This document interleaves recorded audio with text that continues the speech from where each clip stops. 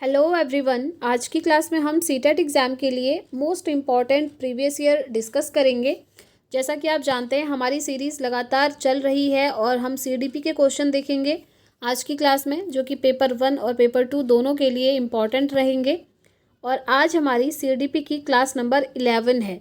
इससे पहले की सारी क्लासेस एक प्लेलिस्ट में ऐड कर दी गई हैं, आप लोग जाकर प्लेलिस्ट चेकआउट कर सकते हैं। वहाँ पर आपको सारी क्लासेस एक साथ मिल जाएंगी। और फ्रेंड्स, अगर आप पेड नोट्स लेना चाहते हैं मिनिमम प्राइस पे, तो स्क्रीन पर आपको जो नंबर दिख रहा है ना, इस पर आप व्हाट्सअप मैसेज करके नोट्स को ले सकते हैं। तो चलिए स्टार्ट करते हैं आज की क्लास। और देखिए, टेलीग्राम ज़रूर ज्वाइन कर लीजिएगा, क्योंकि जो भी इंपॉर्टेंट इन्फॉर्मेशन होती हैं वो आपको टेलीग्राम पर शेयर कर दी जाती हैं। तो सबसे पहला क्वेश्चन डिस्कस करेंगे और हर क्लास की तरह डिटेल्ड एक्सप्लेनेशन करते हुए चलेंगे। बाल्यावस्था की अवधारणा से क्या अभिप्राय है? आप क्या समझते हैं बाल्यावस्था का मतलब, यानी कि चाइल्डहुड की स्टेज क्या है? पहला है यह कि बच्चे शून्य से शुरुआत करते हैं और उनके गुण पूरी तरह से परिवेश के द्वारा निर्धारित किए जाते हैं।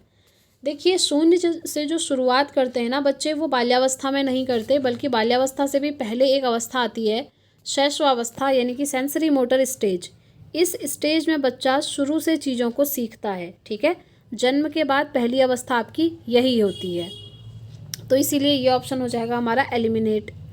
नेक्स्ट है कि यह विभिन्न सांस्कृतिक संदर्भों में सार्वभौम रूप से समान है। ये तो सही लग रहा है, अभी इसको समझेंगे। नेक्स्ट है कि समकालीन सामाजिक संरचनावादी मनोवैज्ञानिकों के अनुसार यह एक सामाजिक संरचना है। देखिए, ये सामाजिक संरचना नहीं होती है। नेक्स्ट है कि बच्चे दुष्ट रूप में पैदा होते हैं और उन्हें सभ्य बनाना होता है। जी नहीं, बच्चे कभी भी दुष्ट रूप में पैदा नहीं होते। तो इस तरीके से हमें आंसर मिल चुका है, जो कि हमारा ऑप्शन सेकंड हो जाएगा, कि जो बाल्यावस्था की अवस्था होती है यह विभिन्न सांस्कृतिक संदर्भों में सार्वभौम रूप से समान होती है। सार्वभौम रूप से समान कहने का मतलब है कि ये सभी के लिए एक जैसी होती है, यूनिवर्सल होती है। ठीक है, that's why second option will be the right answer. Next question पे चलेंगे। निम्नलिखित में से कौन सी मध्य बाल्यावस्था की विशेषता है? मिडिल चाइल्डहुड की कौन सी विशेषता है, ये आपसे पूछा है। पहला ऑप्शन है अधिगम मुख्य रूप से संवेदी एवं चालक गतिविधियों द्वारा घटित होता है। जी नहीं, ये मध्य बाल्यावस्था में नहीं होता है, बल्कि सेंसरी मोटर में हो जाता है। ठीक। नेक्स्ट है शारीरिक वृद्धि एवं विकास बहुत तेज गति से होता है। देखिए, मिडिल चाइल्डहुड में जो आपका शारीरिक वृद्धि और विकास है ना, फिजिकल ग्रोथ और डेवलपमेंट, ये तेज़ी से नहीं होता है, बल्कि ये स्लो होता है।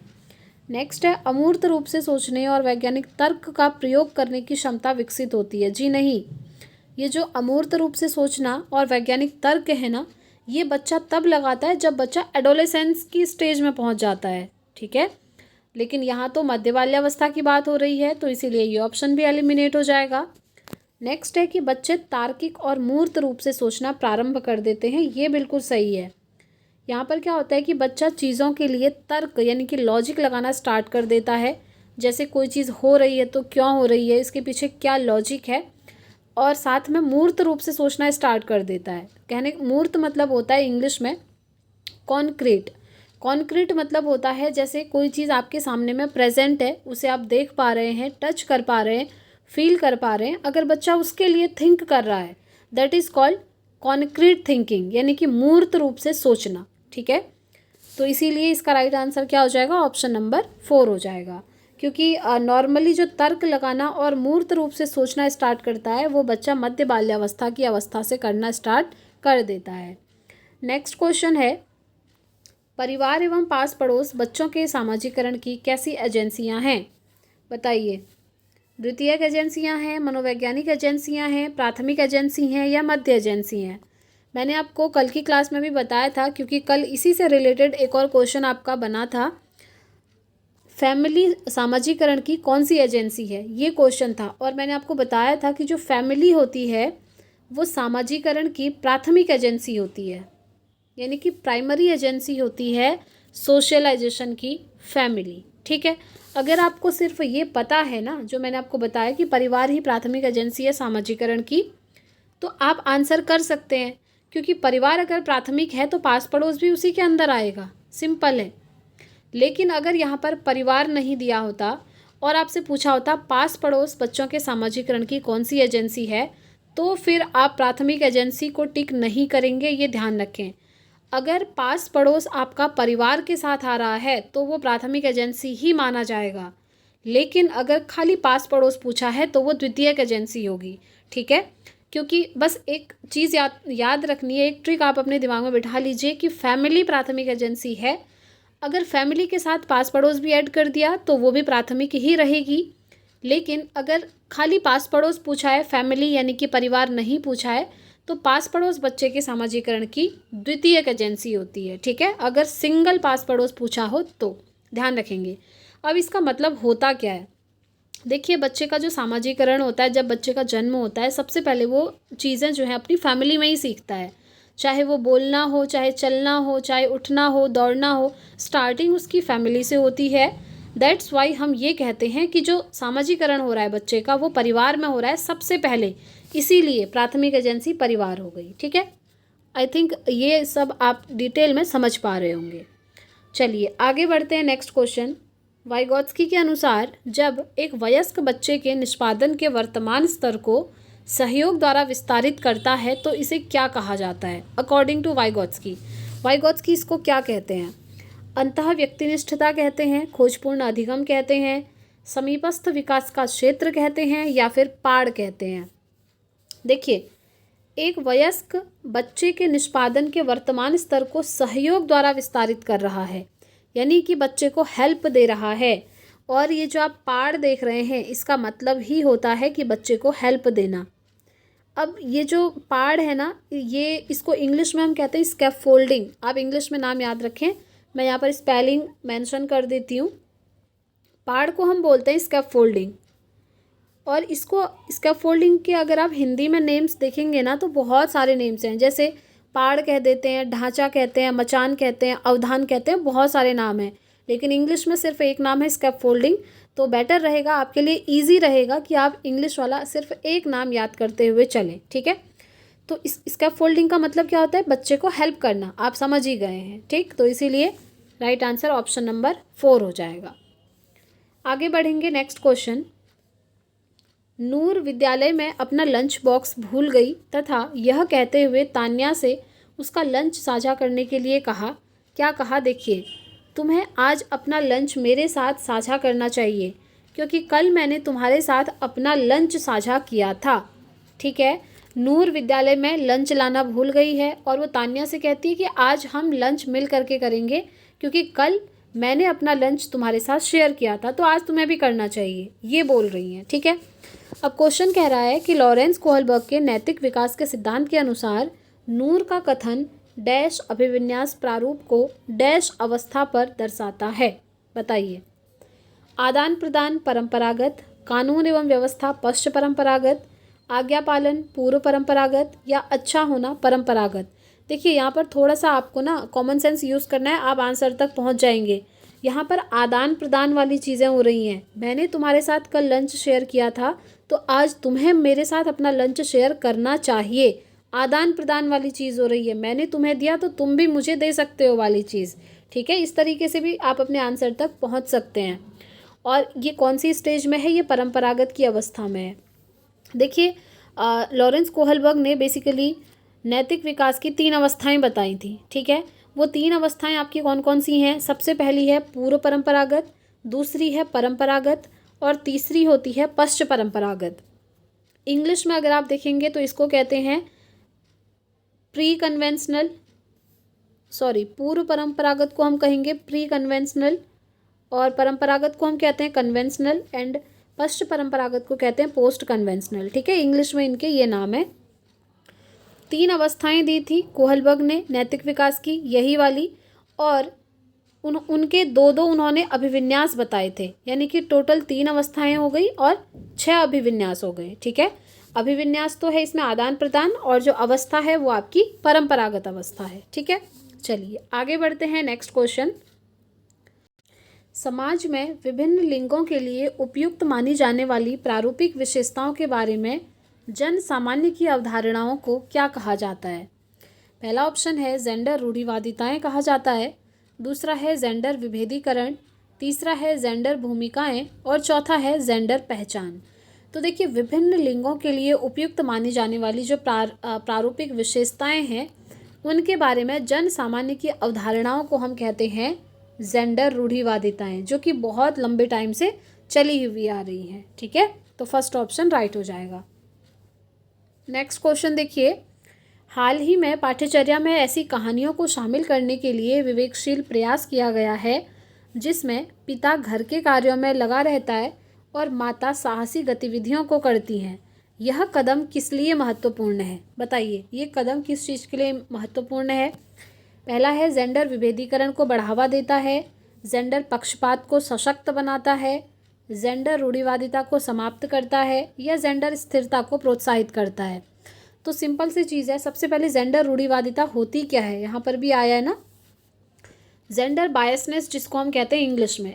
जो पुराने ज़माने से जो धारणाएं चली आ रही हैं, बहुत सारी जगह अभी भी वो हैं कि लड़के और लड़कियों में भेदभाव करना, लड़के बाहर का काम करेंगे, लड़कियां किचन का काम करेंगी, ये वाली जो धारणाएं पुराने ज़माने में लोगों की होती थी, उसी को हम कहते हैं जेंडर रूढ़िवादिताएं, यानी कि जेंडर बायसनेस। ठीक है, अब यहाँ पर इस क्वेश्चन में देखिए चीज़ें डिफरेंट करी जा रही हैं। जो फादर हैं वो घर के काम कर रहे हैं और जो मदर हैं वो बाहर जाकर कुछ ऐसी एडवेंचर वाली एक्टिविटीज़ कर रही हैं।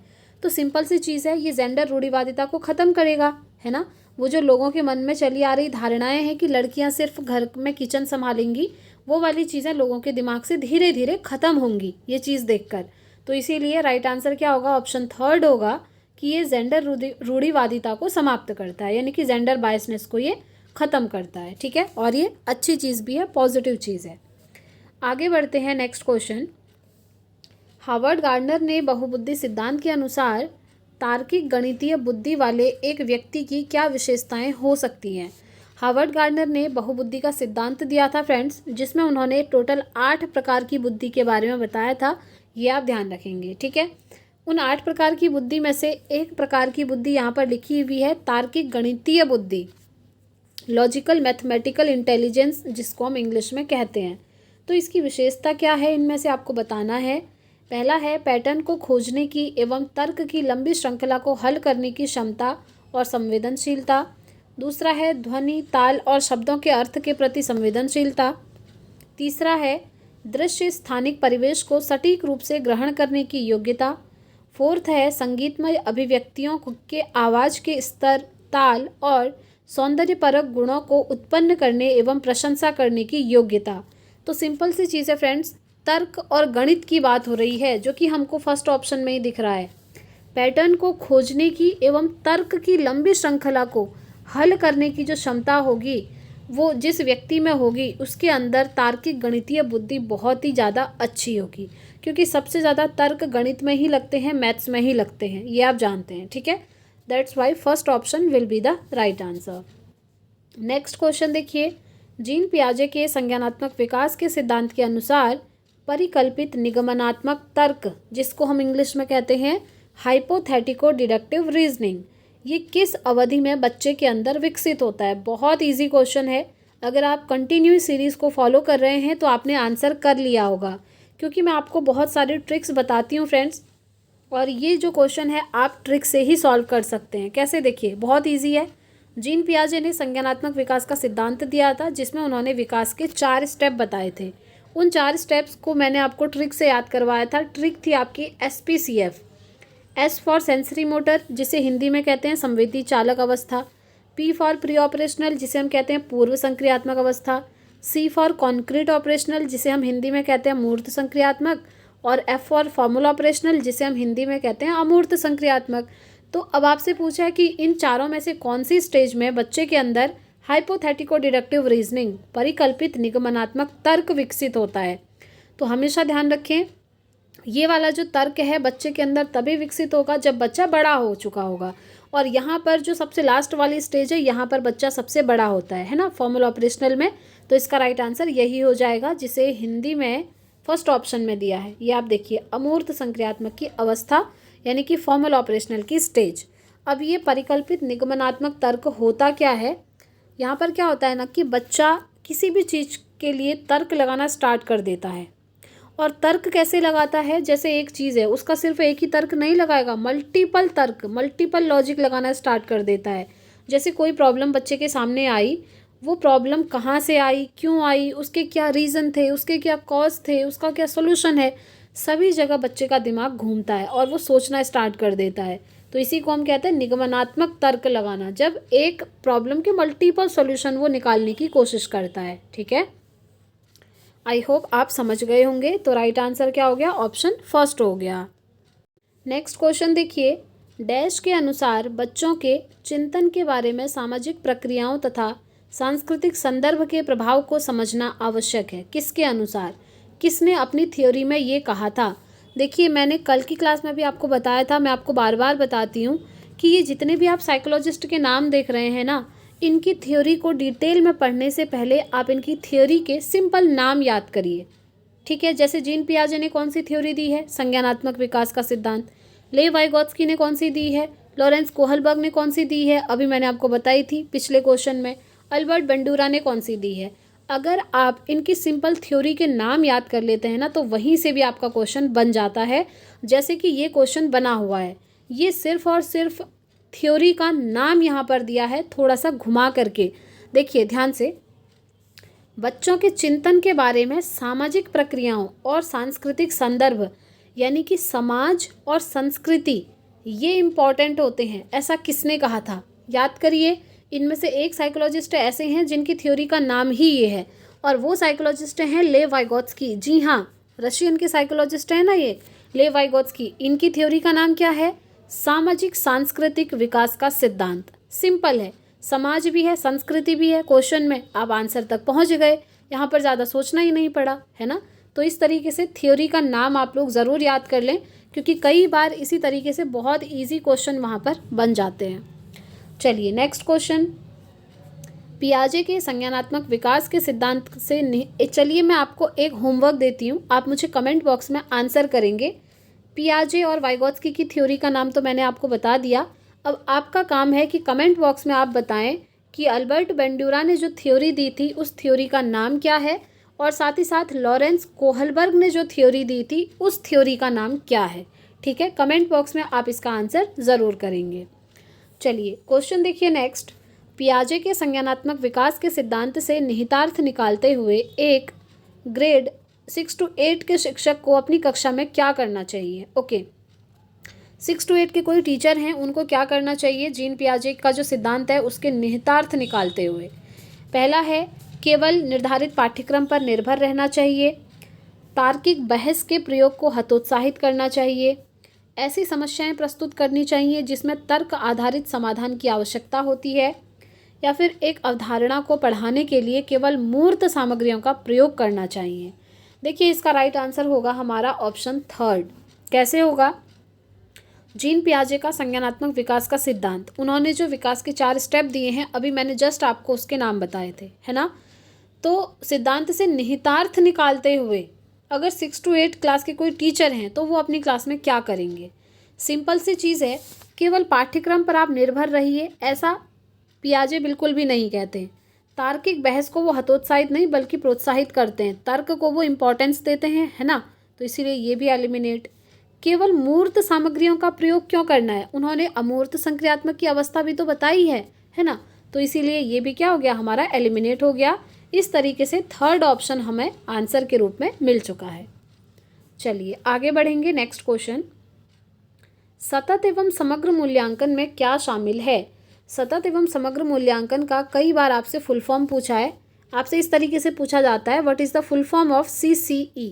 CCE मतलब होता है, हिंदी में बोलते हैं सतत एवं समग्र मूल्यांकन, और इंग्लिश में इसका फुल फॉर्म होता है कॉन्टिन्यूस एंड कॉम्प्रिहेंसिव इवैल्यूएशन। ठीक है, तो अब इसमें क्या चीज़ें शामिल हैं। पहला है कि विविध प्रकार की रणनीतियों का प्रयोग करते हुए दोनों संरचनात्मक एवं संकलनात्मक आकलन का प्रयोग करना। दूसरा है केवल संरचनात्मक आकलन का प्रयोग करना। तीसरा है केवल संकलनात्मक आकलन का, और चौथा है न तो संरचनात्मक और न ही संकलनात्मक। अब आखिर ये संरचनात्मक और संकलनात्मक आकलन होता क्या है, इसको हम समझ लेते हैं, और अगर आप इन्हें समझ गए तो आंसर आप खुद ही कर लेंगे। देखिए, संरचनात्मक जो आकलन होता है इसको हम इंग्लिश में कहते हैं फॉर्मेटिव असेसमेंट, संरचनात्मक आकलन को, और जो संकलनात्मक आकलन है इसको हम कहते हैं सम्मेटिव असेसमेंट। अब संकलनात्मक और संरचनात्मक और संकलनात्मक, इन दोनों में से कौन सा आकलन बेस्ट है, आपसे ये भी पूछा जाता है। तो आप कहेंगे इनमें से बेस्ट जो आपका आकलन है, असेसमेंट है, वो है फॉर्मेटिव असेसमेंट। क्यों है, ध्यान से सुनिएगा डिफरेंस इनमें। फॉर्मेटिव असेसमेंट में क्या होता है कि बीच बीच में बच्चे का मूल्यांकन करवाया जाता है ड्यूरिंग द क्लास, ठीक है। या फिर जैसे आप जानते हैं बच्चों के यूनिट टेस्ट होते हैं, साल में 4-5 बार यूनिट टेस्ट करवाए जाते हैं, उसी को तो हम FA कहते हैं, है ना। और जो ऐसे होता है, इसमें क्या होता है, साल में सिर्फ एक ही बार जो लास्ट आपका एनुअल एग्ज़ाम होता है वो ऐसे के अंदर आता है, यानी कि सबमिटिव असेसमेंट के अंदर आता है। अब अगर साल में एक ही बार एग्ज़ाम हो रहा है, आप सोचिए एनुअल एग्ज़ाम, वहाँ पर या तो बच्चा पास आएगा या तो बच्चा फेल आएगा। बच्चे का रिपोर्ट कार्ड बनता है ना, पास या फेल वाला, एनुअल एग्ज़ाम के बेसिस पर बनाते हैं। तो यहाँ पर या तो बच्चा पास होता है या तो फेल होता है। अब यहाँ पर ऐसी सिचुएशन नहीं होती है कि बच्चे को आप दोबारा से पढ़ाओगे और वो सेम टाइम पास करेगा, नहीं। अगर वो फेल हो गया तो उसको 1 साल सेम क्लास में फिर से पढ़ना पड़ेगा। लेकिन फॉर्मेटिव असेसमेंट में क्या होता है, साल में 4-5 बार उनके यूनिट टेस्ट करवाए जाते हैं। जैसे 2 चैप्टर टीचर ने पढ़ा दिए तो उन दोनों चैप्टर का टेस्ट होता है ना। वो टेस्ट लेने का रीज़न ये होता है, टीचर ये पता लगाने की कोशिश करते हैं कि जो 2 चैप्टर उन्होंने बच्चे को पढ़ाए हैं वो 2 चैप्टर बच्चे को समझ में आए भी हैं या नहीं, कितना वो समझ पाए हैं, कितना वो आंसर कर रहे हैं। तो ये चीज़ें बीच बीच में चेक करी जाती हैं एनुअल एग्ज़ाम से पहले। और बार बार जो आपके यूनिट टेस्ट होते हैं ना, इन्हीं से क्या होता है, बच्चे पढ़ने लगते हैं। जैसे पहला यूनिट टेस्ट लिया, उसमें अगर किसी के कम मार्क्स आ रहे हैं तो सेकंड यूनिट टेस्ट में वो और मेहनत करता है या और मेहनत करती है ना। तो इस तरीके से एनुअल एग्ज़ाम तक बहुत अच्छा बेस क्लियर हो जाता है और वो एकदम बढ़िया एनुअल एग्ज़ाम में परफॉर्म करके आते हैं। अब FA में क्या होता है कि बच्चे में आप सुधार ला सकते हैं। जैसे अगर पहले यूनिट टेस्ट में उसके अच्छे मार्क्स नहीं आए तो आप क्या करेंगे, दूसरी टीचिंग मेथड यूज़ करके बच्चों को पढ़ा सकते हैं। तो यहाँ पर बच्चे के ऊपर सुधार हो सकता है, बच्चे पर काम किया जा सकता है। लेकिन यहाँ पर नहीं किया जाता, क्योंकि यहाँ पर सीधे सीधे या तो बच्चा पास हो जाता है या तो फेल हो जाता है। ये तो आप समझ गए, है ना, डिफरेंस। अब क्वेश्चन में तो पूछा है कि सतत और समग्र मूल्यांकन में क्या शामिल है। तो हमेशा ध्यान रखें, सतत और समग्र मूल्यांकन में ये दोनों ही शामिल होते हैं, आपका फॉर्मेटिव असेसमेंट भी और आपका समेटिव असेसमेंट भी, यानी कि संरचनात्मक आकलन भी और संकलनात्मक आकलन भी, ठीक है। तो इसीलिए इसका राइट आंसर ऑप्शन 1 हो जाएगा। चलिए आगे बढ़ते हैं। नेक्स्ट क्वेश्चन देखिए, वह प्रक्रिया जिसके द्वारा बच्चे आदतों, कौशलों, मूल्यों तथा अभिप्रेरणा को विकसित करते हैं और जो उन्हें समाज का जिम्मेदार एवं क्रियाशील सदस्य बनाती है, उसे क्या कहा जाता है, बताइए। विभेदीकरण कहा जाता है, समावेशन कहा जाता है, सामाजिकरण कहा जाता है, या मुख्य धारा से जोड़ना।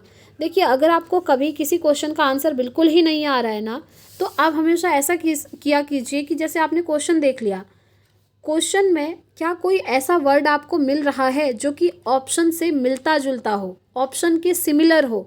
जी हाँ, हमें मिल रहा है ये समाज। मैं आपको ट्रिक बता रही हूँ, अगर आपको आंसर नहीं आता है ना तो इन ट्रिक्स को आप यूज़ कर सकते हैं। वहाँ पर समाज और सामाजिकरण, यहाँ पर बात हो रही है ना कि समाज का जिम्मेदार नागरिक आपको बनाती है या जिम्मेदार सदस्य बनाती है, तो वो कौन बनाएगी, सामाजिकरण की प्रक्रिया। जब आपका सोशलाइजेशन होगा, यानी कि आप जब समाज में जाएंगे, लोगों से बातचीत करेंगे, उठना बैठना सीखेंगे, किस तरीके से लोगों के साथ रिएक्ट करना है, ये चीज़ें सीखेंगे, तभी जाकर तो आपका सोशलाइजेशन होगा, यानी कि सामाजिकरण होगा, और तभी जाकर आप समाज के एक जिम्मेदार सदस्य बन सकते हैं, ठीक है। तो इसीलिए इसका राइट आंसर क्या हो जाएगा, ऑप्शन 2 हो जाएगा, सामाजिकरण। तो फ्रेंड्स, आज की क्लास में इतने ही क्वेश्चन रखते हैं, इससे आगे के क्वेश्चंस को हम कल की क्लास में डिस्कस करेंगे। आज आपने कितना स्कोर किया कमेंट करके ज़रूर बताएं, और मैंने आपको 2 क्वेश्चन दिए हैं होमवर्क के लिए, वो आप कमेंट करके मुझे बताएंगे उन दोनों साइकोलॉजिस्ट की थ्योरी के नाम, ठीक है। तो इस क्लास में इतना ही रखते हैं फ्रेंड्स। आप टेलीग्राम ज़रूर ज्वाइन कर लीजिएगा, अगर कोई भी इंपॉर्टेंट चीज़ होती है तो वहाँ पर आपको शेयर की जाएंगी। मिलते हैं नेक्स्ट वीडियो में। Thanks for watching.